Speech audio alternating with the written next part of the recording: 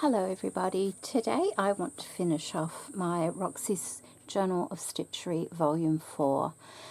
I think it was called Treasure Hunt or something like that. And some of you may recall I was going to make a little storage bag. And this is how I've made my storage bag. That I do have a couple of, I think I have one other video I will link below where I showed you how I came to this kind of design, but I just made this up now in a smaller format than the actual storage bag because it's easier to show you on this than with the fabric one. So here I have outer front, which will fold down. Inner front is the inside. We have a base, which is the inside. Inner divide will fold up. Inner divide will fold down. Another base piece. Inner back will fold up. Outer back will fold down. And then there's the base, which will join at the bottom like that. So basically the structure is like that. I have two little tabs on the inside piece here. So as that folds up, we have little side pieces. I have inner sides and outer sides. They're exactly the same size. So I would put that one there like that, and then another one on the other side like that. And I would fold this over, stitch this together here. Now, how I joined, it's a little bit fiddly, that's why I thought it would be easier to show you on paper. What I did was I used a little bit of glue. I got my middle point and glued that into position like that. And then once it was in position like that, I could stitch it into place. I hope that makes sense. And once that is stitched into place, this one will come up and I will stitch all the edges, and it will have that raggedy kind of look, the shabby seams on the outside kind of look to it. So I hope that makes sense to you. I just thought it would be easier to show you in a small format before showing you where I'm up to, which is exactly that point. So I have my piece here, and let me see where I am here. Okay, so as you can see, that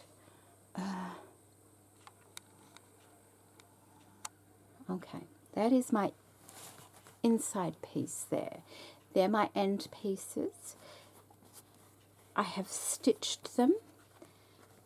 So there's my tab. I've stitched it. I'm not concerned about my tab showing. It's basically the only way I could think of doing it. So that will sit like that on both ends. There's the other one there. And then this folds up. You can sort of just see the line there where it's folded, and that will come like that. That piece there goes under the actual storage piece. And the same on this side here. That will come up like that, and that will be my storage. And I will just have to sew these end pieces together, which is where I'm up to now, which is going to be a bit fiddly. So I'm just going to explain how I'm going to do it, and then I'm going to go away and fight with it and get it done. But let me show you my pieces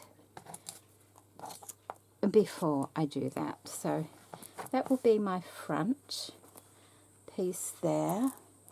And I did get all my prompts done. I've done this between Christmas and New Year. That is my monogram there that I made. And then I've got a little J there as well, which was on the same fabric. It's a handkerchief, and it had a J monogram. And so I used some of this fabric folded double like that, and I stitched this monogram on the same fabric. So that's my monogram. Treasured lace, I have a little piece here. This one, there's lace on the back there as well. Oh, I've got the hiccups, I'm sorry. My side pieces are there with lace as well. And then favourite fabrics, well, all my favourite fabrics, if you've seen any of my work, I do tend to use these really pretty pink and green colours. Love, I had this beautiful heart from Lavish Laces that I've put on there. I think it's really, really pretty. Vintage embroidery is...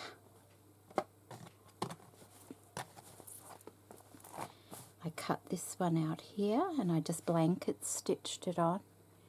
And then we have special trim. Well, we've got this one and we've got this one, and I've got a pretty little bobble trim here and this one down here, and beaded trim across here. Oh, and there's another beautiful lace, and that one's from Lavish Laces as well, one of my favourite laces. Nature Botanical, I didn't do anything special for that because it's all flowery. It's all botanical, really. Granny's buttons. I have buttons here. This is some type of beady button. I have these old buttons here. They're vintage buttons. I have this one. I don't know whether it's a button. I think it actually comes from a dressage for horses or something, but I just love it. I love it, and it's the colour's perfect. I also have a couple of vintage buttons on here as well. Something found. Oh, that will be the brooch that I have that will go on here that I found at the op shop. I love it, and that will go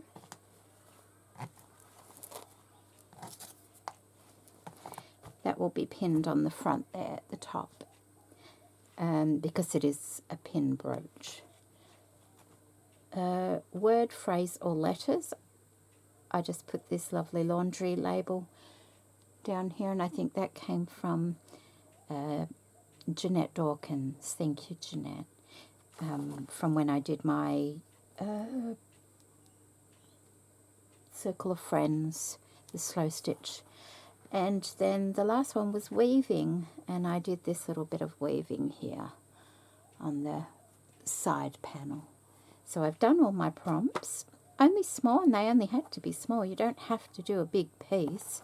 And this was quite pleasurable to do over the last few days. Like I said, I've done running stitches, I've done blanket stitches, I've done this, what's it called, overstitch, and I purposely did that a bit rough and ready because it was all looking a bit too neat and tidy.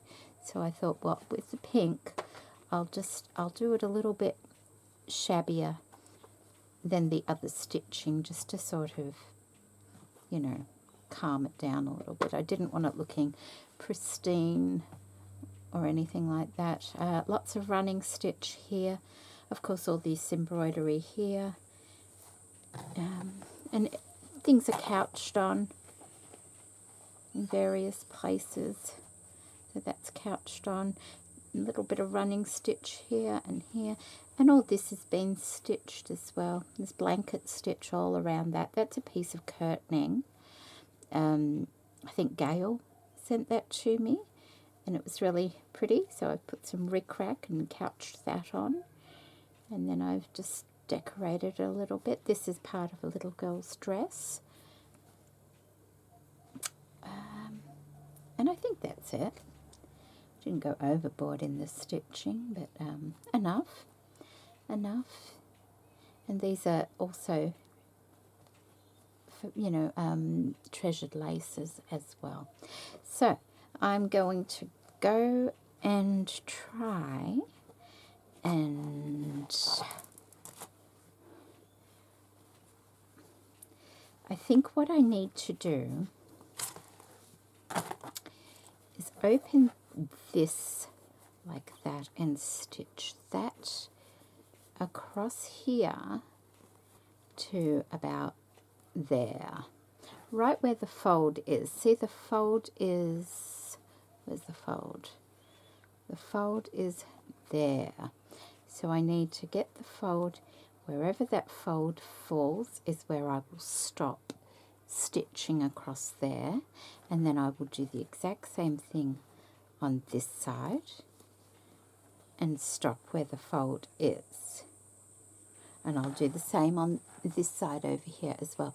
Once I have done that and stopped where the fold is, I can bring that up and that up like that and stitch that to there.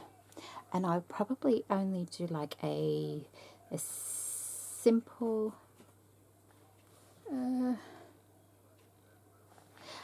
I really need to double that over when I stitch that on, I think, so I get it all in one go. Bring that up and stitch that all together there, just with a running stitch, using a strong crochet thread that will hold perfectly. Just the same sort of thing as I did in here.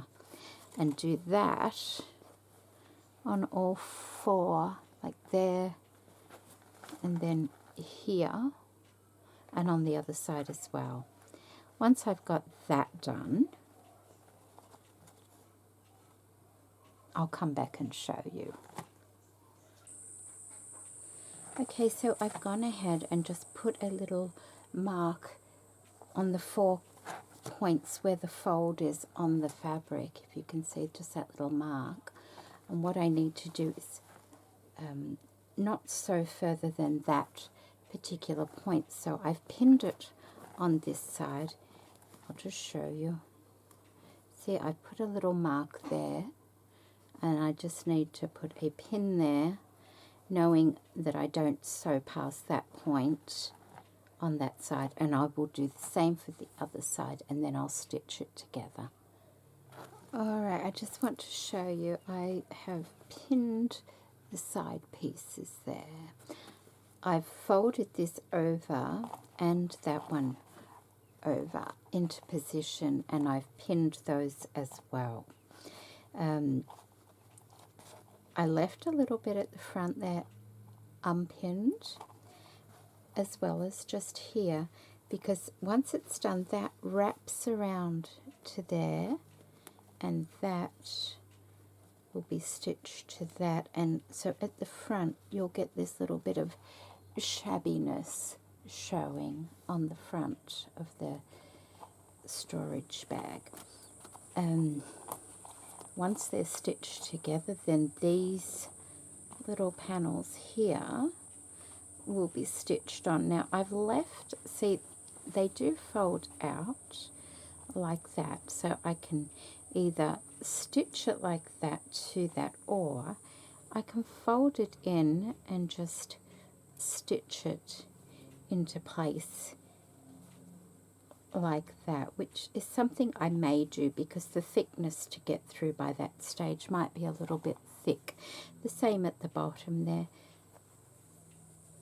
That can fold over and just be like inserted, which I think will be a good way of doing it, because this is getting quite thick to be getting needles through. This one I'll only have to slip stitch on and just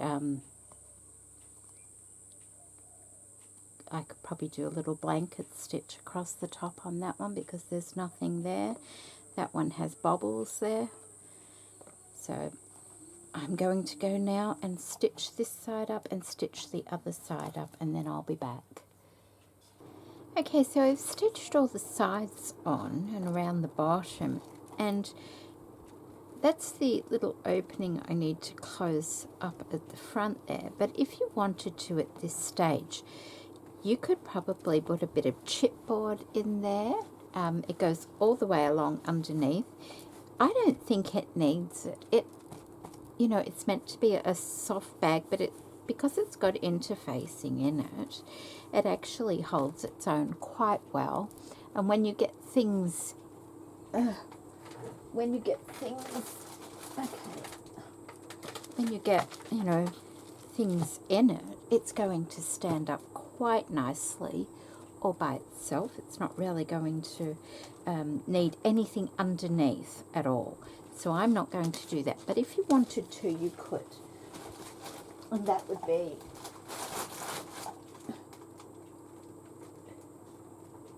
this would be the time that you would do it. But like I said, I'm not going to do that, so I'm just going to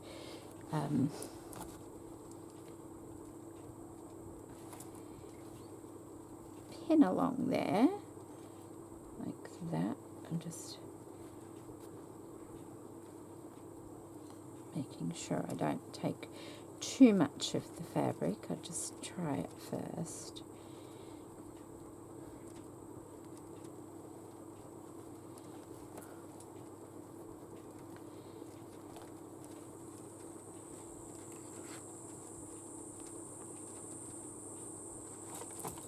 So that, I'm quite happy it's actually turned out, it's actually worked. I'm wondering whether that might be a bit too heavy for the front there to pin that on. That one. Maybe it would be better on top like that, although I don't want it getting damaged because it is beautiful. So maybe on the corner there, and once it's got things inside it will be weighted. It's not that heavy, but it is metal, so well, that's metal and that's porcelain. So I'm just going to do a running stitch under here to close this up.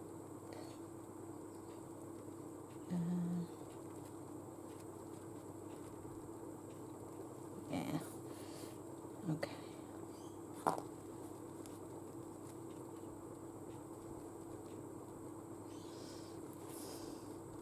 Just want to do a bit of a knot there first. There. Okay, and then I can just take, yeah, it doesn't need, probably along that little line, that will be fine, just a running stitch along there. And a running stitch is quite adequate. It's a nice thick crochet cotton. It's a good sturdy fabric, so that should work well. So I'll go along and do that, and then I'll come back and show you. Okay, I have finished. That is the top view of it. It's all quite nice. That is the front of it. I did pin the lovely brooch there at the front there. I added another little bit of blue trim. I had left a gap there because I was going to put that a bit higher, but thought it might get caught on my wrist or something, so I moved that down and just put another little bit of blue trim across there. I'm very happy with how it's turned out. I've put the side panels on. There's one there.